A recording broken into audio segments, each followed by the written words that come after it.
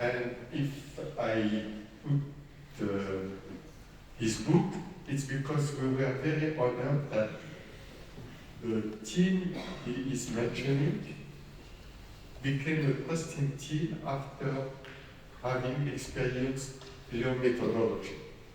You know, in the US, there are thousands of team building methodology, thousands.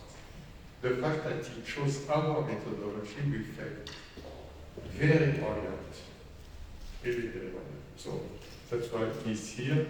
The team he's talking about is the team that was running Earth's apartment, so I can follow without having to turn around. So the team that Simon Sinek is talking about is the team that was running the Earth's team. It was built in 1996. It was a $1.7 billion project, so today it's a lot of money, but 25 years ago it was really a huge amount of money. What was particular about that project is that they were going to drill 1 kilometer below the sea level, and they had no idea which problems they would face. So the man in charge was, because he's not in charge anymore, he's still alive, Rick Fox. Rick Fox, in fact, knew about us because he came, before being in charge of the project, he came with his son. Because as you know, Americans are very competitive, so he was pushing his son to perform and succeed, but as a consequence, their relationship became tense. And it was not pleasant for one or for the other. After the seminar, the relationship was transformed. So when he was in charge of yourself. So first I show you his sons. So, okay, this is the reason we came. So when he was in charge, he got 40 people like Thomas.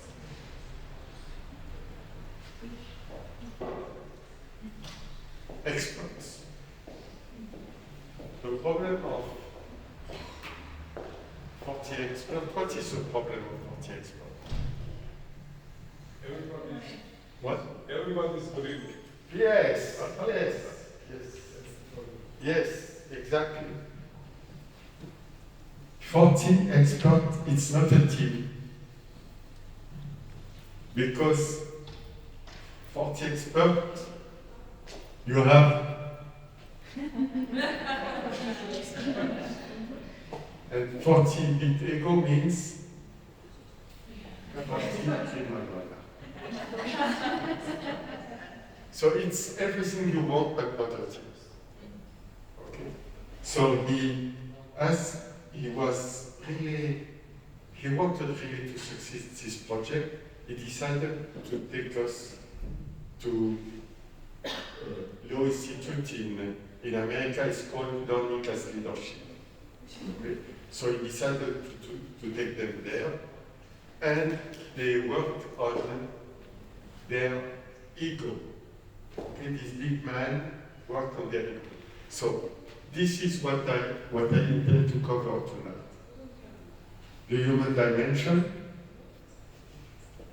team consciousness. It's difficult to have the mic and team consciousness. The benefits of team consciousness, and I will give you examples to explain the different levels of consciousness. Because this concept of level of consciousness is an essential concept. I will start by the twist I promised you.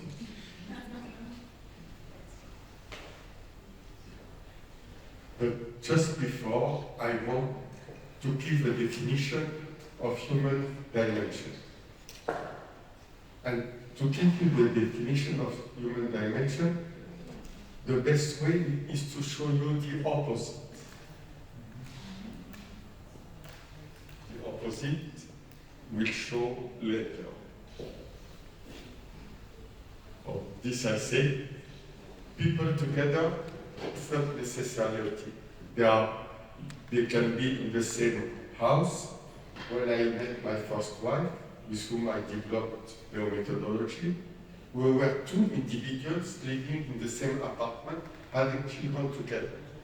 But each one, we had our individual level of consciousness. It means that I was looking at what I was missing in the relationship. Okay, well, I can tell you, I wanted a little more tenderness, a little more intimacy. She wanted to be a little more hurt, cared. So each one of us, we were missing what we, okay? At the team, team level for a couple, it's couple level of consciousness. At the couple level of consciousness, the individual needs have no sense.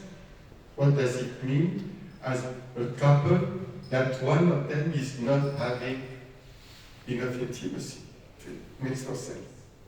Okay, so I will go there, but I wanted to explain the concept of level of consciousness. So I will start by the twist, the family level of consciousness. And I will explain it with the story of Sarah. Sarah has a difficult relationship with her mother. I suppose some of you can connect. It's a question. No? You don't have a... Yes. Okay. Some of you. Okay. So the relationship with her mother is like this. She tells her mother about her life and what she's doing and so on. And her mother disagrees with her life choices.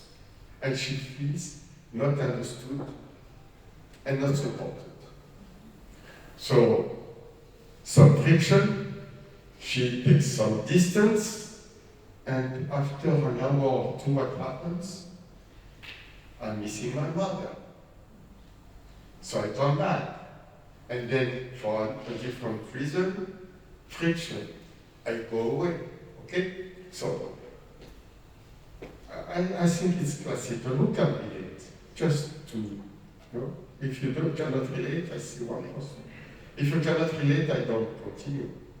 Yeah, you can relate. Oh, no, because I want something that makes sense to you. Okay? So, this allows me to explain the level of consciousness. When you are at the individual level of consciousness, you expect your mother to understand. And your mother expects that you follow what she wants for you. It's looking from the point of view of the individual. Okay.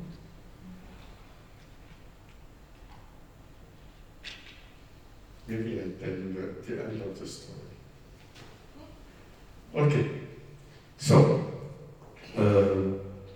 discussing with Sarah, she realized that what is difficult in the conversation with her mother is that her mother has a very closed mind and ideas that are very narrow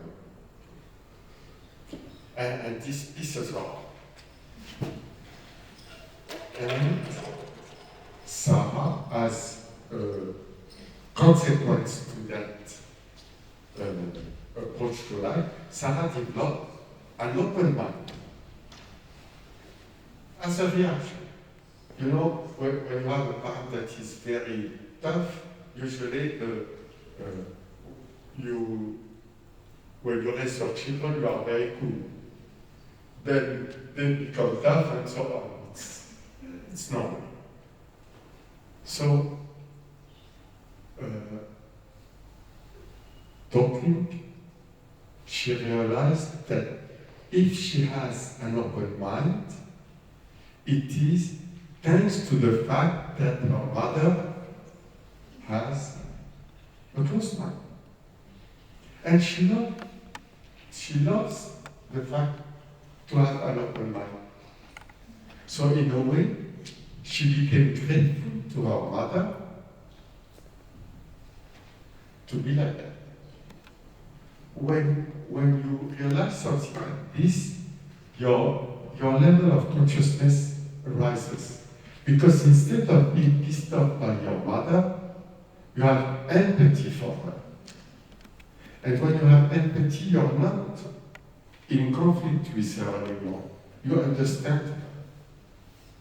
And when you understand her, it means that you included her in your level of consciousness. It becomes a family level of consciousness. You don't have anymore to react about not being understood. At the family level of consciousness, each one being understood is not a problem. Okay? So I see you are understanding the... So couple level of consciousness. Today I call it couple level of consciousness, but when I'm going to share my story. When it happened to me, I did not understand what it was. You see, I started the methodology with my wife Claire. I look like Groucho Marx. It's me. Just, okay. And Claire. Okay. So, your methodology started because in 1982, Claire get a melanoma in the eye and he's given 3 months to live.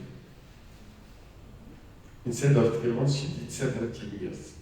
But when she was diagnosed, I did not know that. They told me 3 months. So I thought 3 months, I want her to have the best 3 months of her life. This made me change the level of consciousness. All my small needs to be understood, to be for tenderness, it was not anything anymore. Okay? So when we change level of consciousness, when we change level of consciousness, the needs of the inferior levels disappear. It's what happened to the 13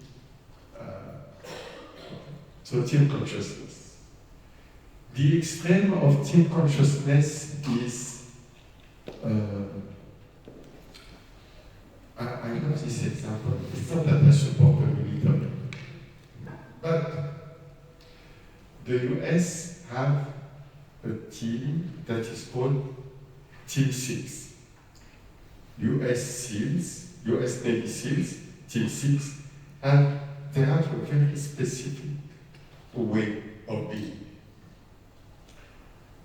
When they're not in operation, when they train, they have a leader, Clark, for instance. Okay. When they go in operation, it becomes like a baby. When the guy in front looks on the right, the guy behind him looks on the left. The guy in front does not need to say, I'm going to look on the right, look on the left. It happens by itself. The guy in the back looks in the back, the guy in front of him looks in front, and they change. They don't need to say, look in the back, look in the front. It happens, they feel it. So this is amazing in itself. But what impressed me the most, I don't know if probably you are in teams or you are in teams, so you are going to appreciate this point. The amazing point that I believe is amazing is that when they are in operation, even if Jack is a leader, John can decide to lead. And everybody follows. He doesn't ask Jack, can I lead? He leads. And maybe 15 minutes later, Peter decides to lead. And everybody leads. And this is amazing because when you see many teams, I look at the team you are in or the team you have, you don't see this happening. We see usually the team leader telling the others what to do, and the other reluctantly do maybe 50% of what he's expecting, or I don't know, a percentage. But they don't take it. So the fact that they take the lead, for me, it shows that they came in the team consciousness. In the team consciousness, everyone can be the leader.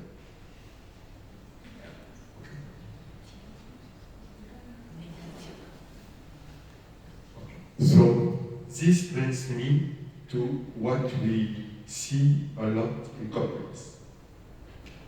Silos. So the definition of silo, you see silo is where you put the grain.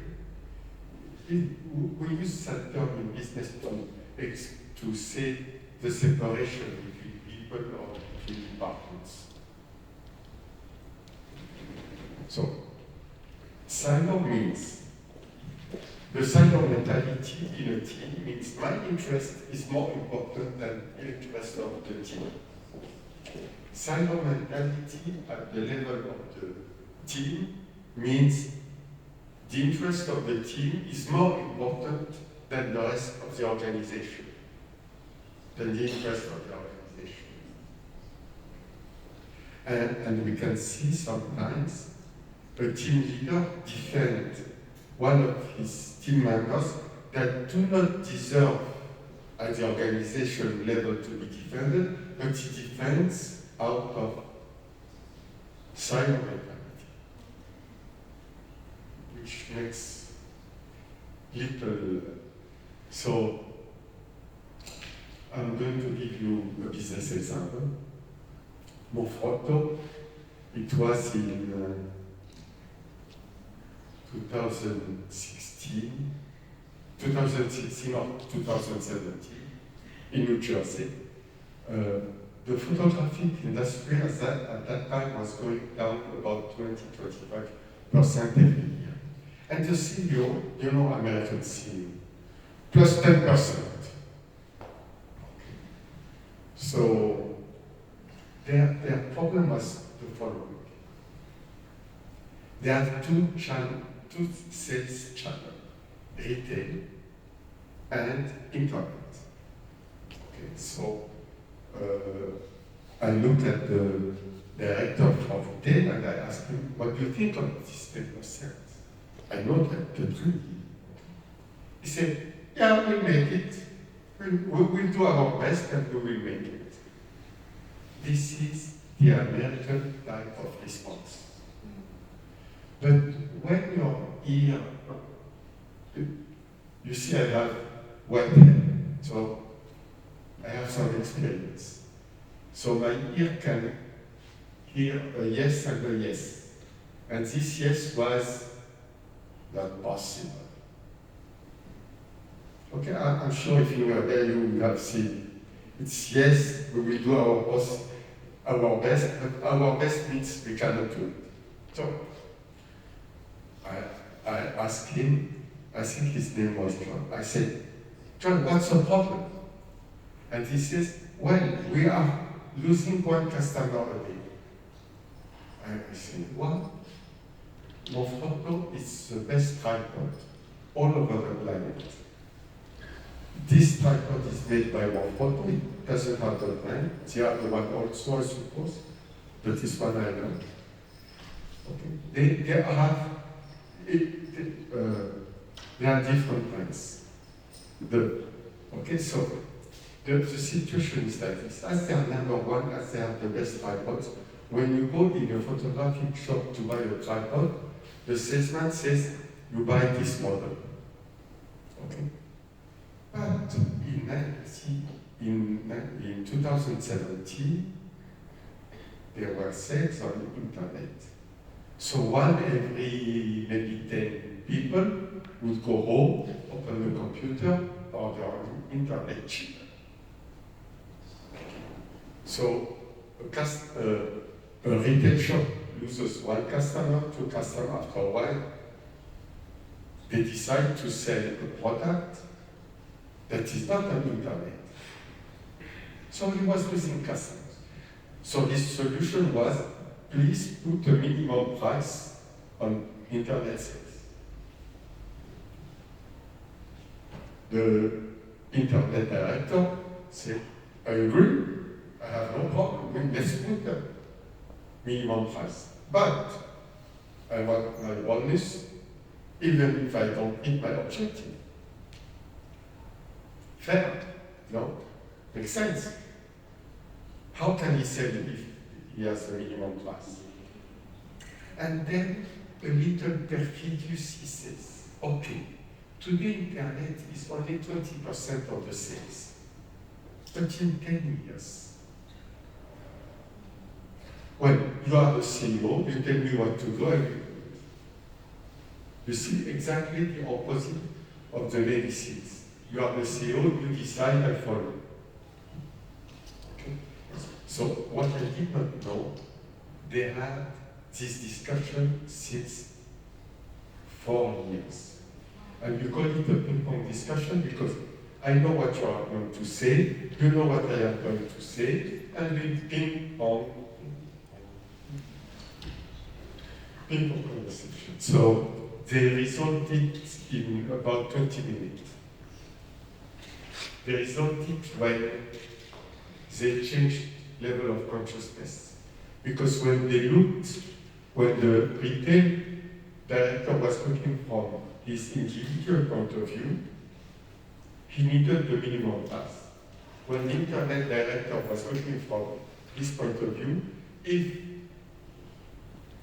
if he has a minimum price imposed, he cannot sell. So, I will tell you after how they changed their level of consciousness. But when they looked at it from the organization level, okay, they had to find a solution. From an organization level, do you know how this is resolved? It's a question. Let's say you are the CEO and you want to resolve this problem. What do you do? Can you resolve it? You see, if you look at it from the individual point of view, you cannot resolve it. But when you look at from the organization point of view, okay, you first consider to make 2 lines of production, one for internet, one for retail. And then you notice that it's too expensive, so you let go. So the second idea they had was change the sticker. Change the sticker on the truck, the name of the truck. Yeah. So you go in the store, you are told buy the M25. You go on internet, you type Monfrotto M25, does not exist. On the internet, it has a different name, a different sticker, same product. But you still have the doubt, is it the same?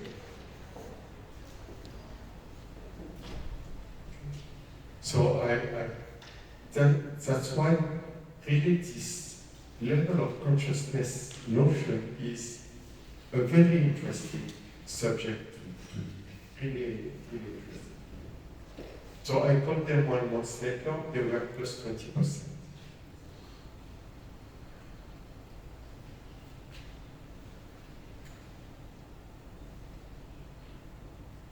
So, I suppose some of you will ask me, how we build it? I thought I missed that part. Okay, so to explain how to build, we have to learn to identify and name exactly what hinders it. Then we see how to. Okay. So what hinders it, as I mentioned several times, is the individual level of consciousness. Okay. And now let's see what is the first level of consciousness of a human being. You are 2 years old or 3 years old. When you say I,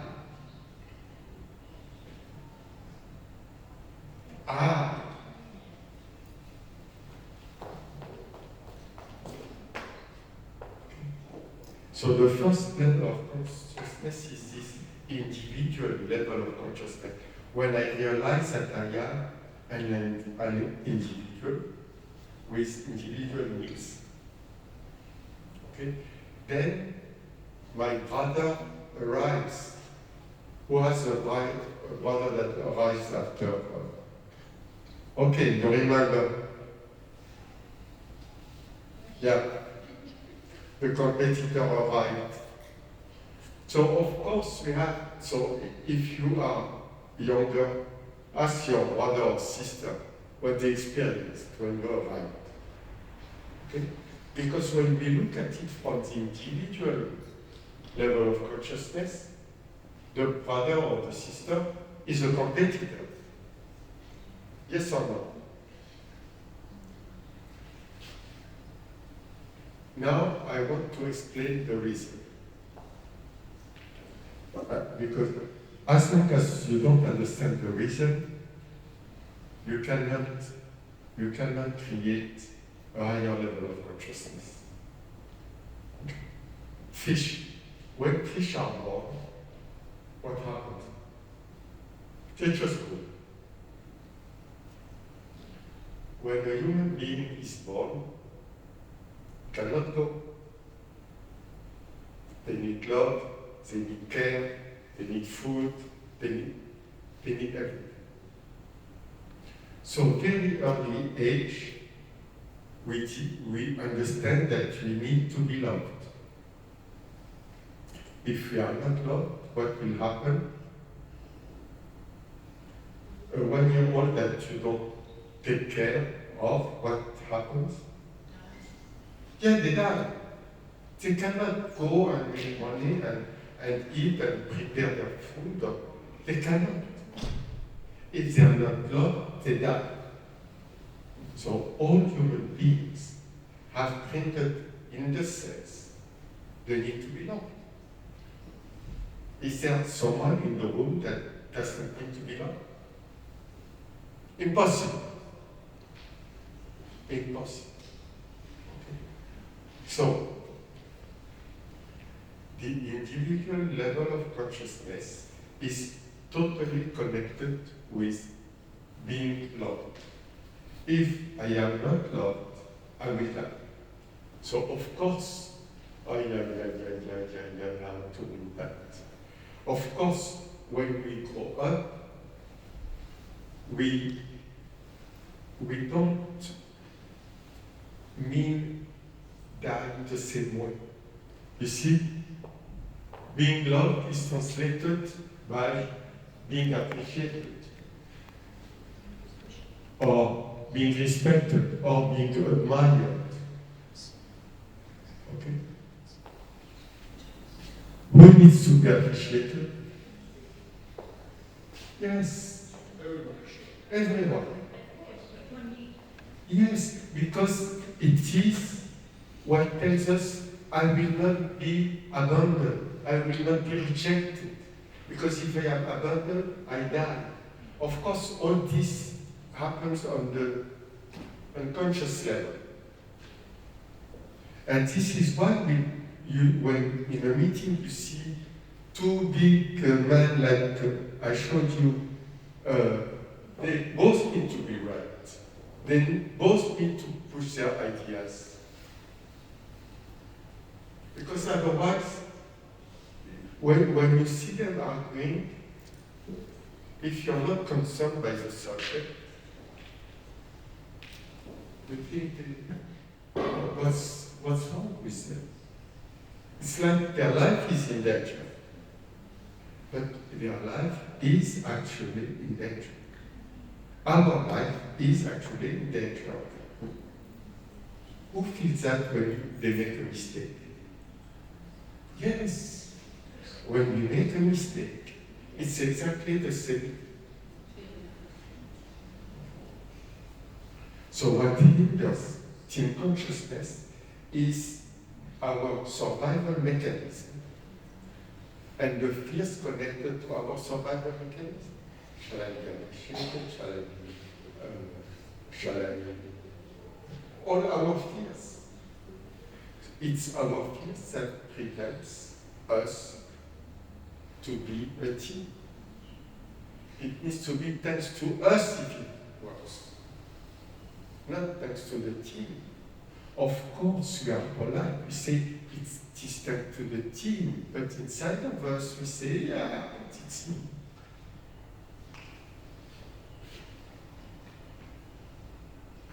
So this is to. Okay. Now, Leo philosophy. You see, there are two ways of approaching life. Life is happening to me. I am in a team, I am in a family, and life happens to me. And it is exactly what happened when Claire got sick. When Claire got sick, it happened to us.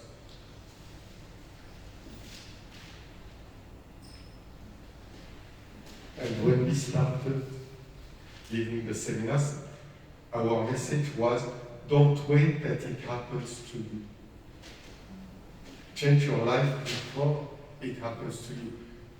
Claire used to say, I got many phone calls of the universe telling me to change my life. I refused to listen to them. It needed to be a big phone call for me to change my life.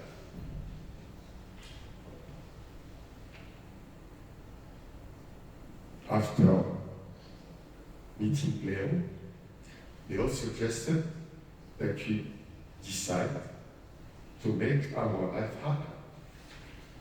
It's a different approach. It doesn't mean we always succeed to make it happen. But it's not important if you don't succeed. It's the approach to life that is different. If she did 17 years instead of 3 months, it's because she decided to take responsibility of her disease. Let me explain what we mean by taking responsibility of a cancer. You see, with this philosophy, make life happen or life happens to me. Make life happen philosophy means I made my cancer.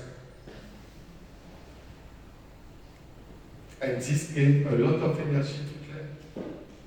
If I made my cancer, then I can make something different.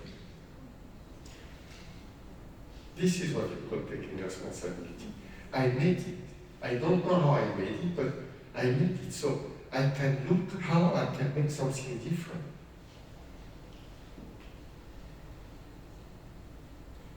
So in Leo philosophy, we believe that we all make our life,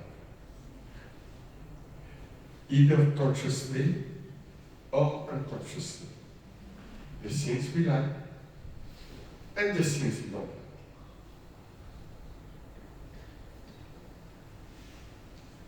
And when I succeed to see and understand how I created what I do not like, It's a will. I can create something different. So this is the philosophy. So what is the first step to make our life happen? This is a question. I will not answer so easily. You see, very often we look at a presentation like this, it makes sense. Well, by training I am an engineer, so my approach to spirit, I call this spirituality. My approach to spirituality is still a mechanical engineer. You have to forgive me, it's my training. So, what is the first step? Let's say here you decide to make your life happen. What would be the first step? Take responsibility. Absolutely. Absolutely. Believe in yourself. What? Believe in yourself. Yes, yes. But there is something you cannot avoid.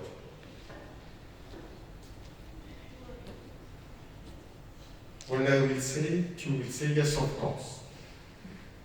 But there is something you cannot avoid. Live now. What? Live now and for the future and for the past. Yes, yes, yes. Yes, but what is the first step to make your life happen? To make a conscious decision. Exact. Okay, taking responsibility means making a conscious decision that from now on, I will be focused on making my life happen. So this is a decision. But there is a difference between deciding and committing. Not small difference. There is a big distinction. I decide, nice. I commit.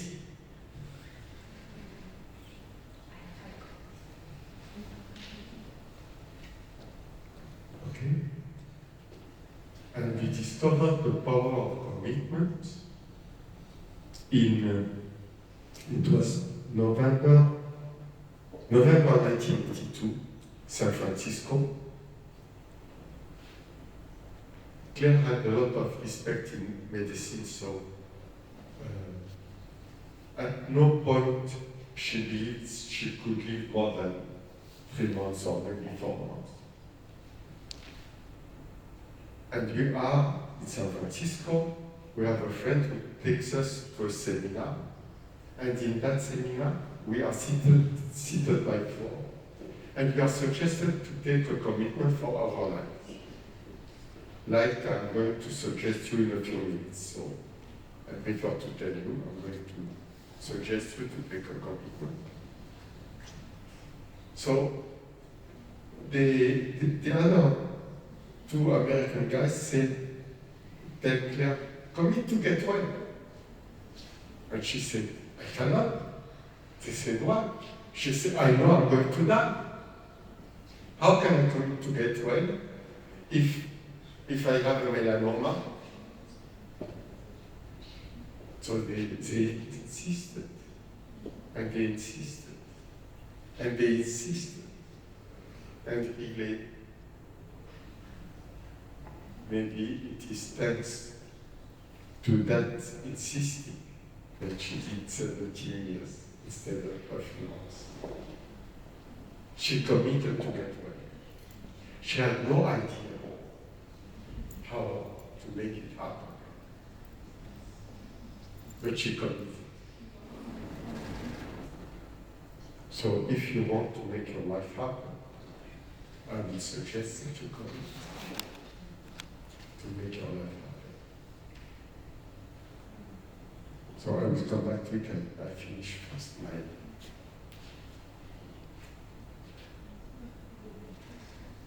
The secret to building a trusting team.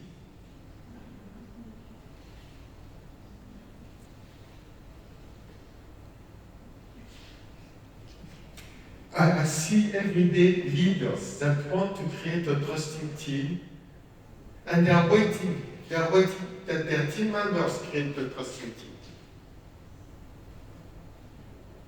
It's ridiculous. You commit, then you enroll them. I want to create a trusting team. I will. It's not what you think if, no. A commitment is, I want to create a trusting team. I will. Yes or no? If they say yes, it doesn't mean they are actually, because there is another step that we shall see just after that.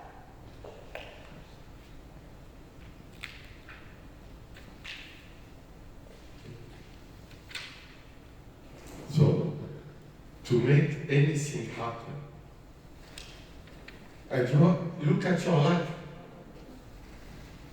what you make happen, you are committed. And what you were not committed, either never happened, or if it happened, you did not make it happen. So, last point is the secret of the secret. Yeah.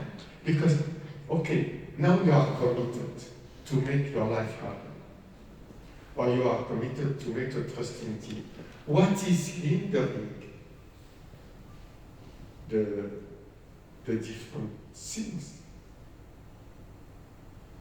Doubt. Some doubt that I Yeah. can't do it, or Yeah. some fear. Fears. Am I going to fail? Can I show that I don't know? You see the percentage, the fact that they were experts, they cannot say I am not sure. They cannot say, can you help me? I want to do this, what do you think? It's impossible. If I am the expert, I need to know. I need to be the one to tell the others the art. So it's not a team. It's prima donna telling the others the art.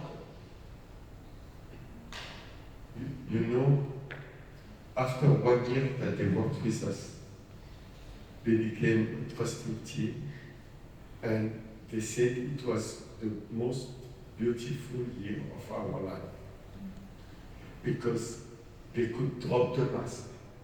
They could say, I don't know. What do you think? Let's do it together. Can you help me? I don't feel good. It is the only platform that had no serious accident the first year. The only platform. It was, they were 6 months ahead on schedule. 6 months, 10,000 barrels a day. Their investment in training was well repaid. But the most important part was they loved being together. You should see them. In the beginning, the first 2 days of the seminar, they wanted to leave. What are we doing here? It's not about oil, it's not about dreaming, it's not about geology. What are we doing here? They were totally not at ease. But after that, they really loved being together without their mask.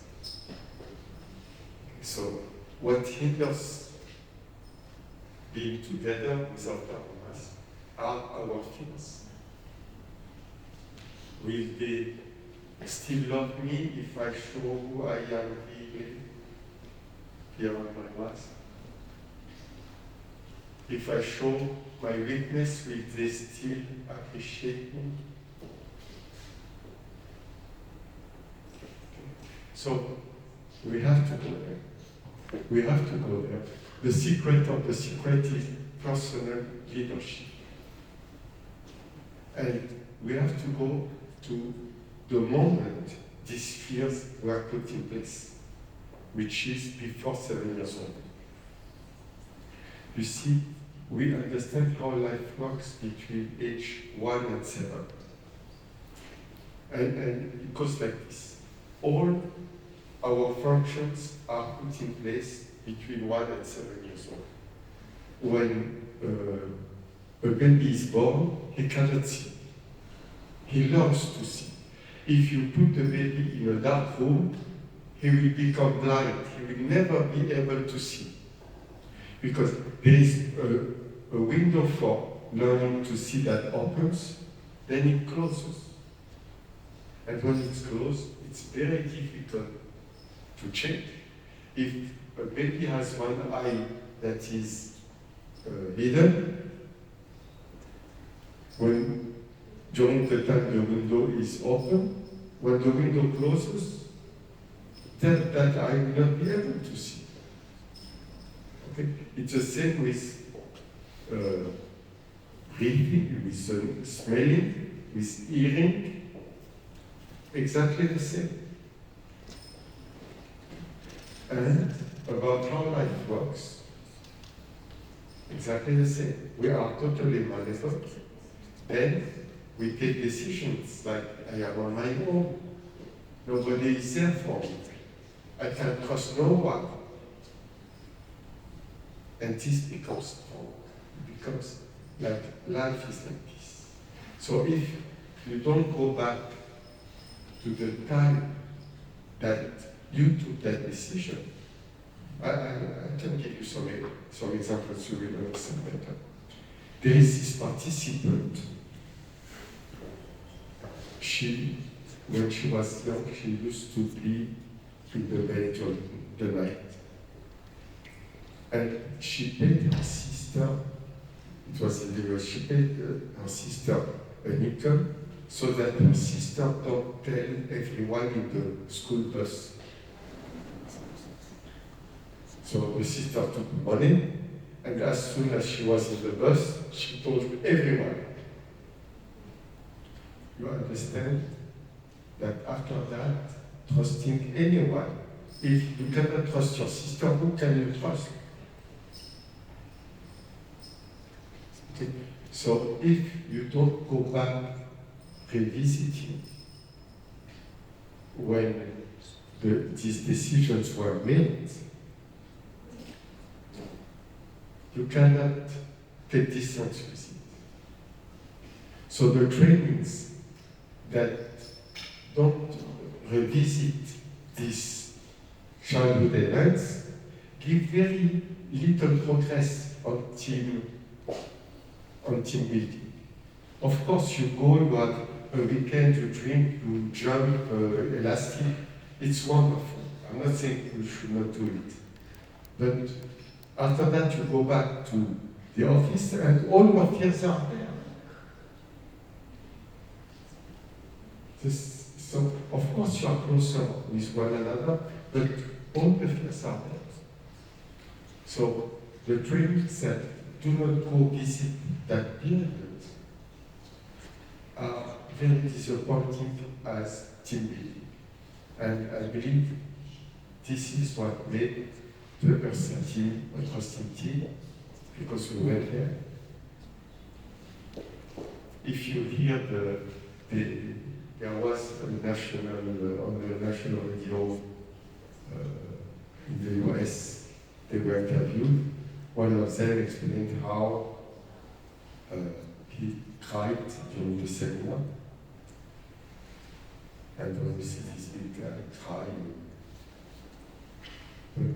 how this opened his heart and made him free. So I really, I share with you our experience. And I suggest that you decide for yourself a growth plan, how you want to become, how you want your revenue, your career to become, how you want your relationship with your spouse to become, how you want your children, your relationship with your children to become. You take a piece of paper and I I remember when I did it with my son. After his teenage, our relationship was kind of difficult. I lost the pleasure to spend time with him. So I made a list of the relationship I wanted to have. And we went to the restaurant. I then told him, frankly, you know, I don't have pleasure anymore to call you, to see you, to spend time with you. And I miss him. I would like us to have a relationship of support, warm, and fun. And he said, you know that? It was the same for me. So, me too, I want that. So, a growth plan is what you decide to grow to your next level. You write it. You don't keep it in your mind. You write it. This is the tool of the secret of the secret.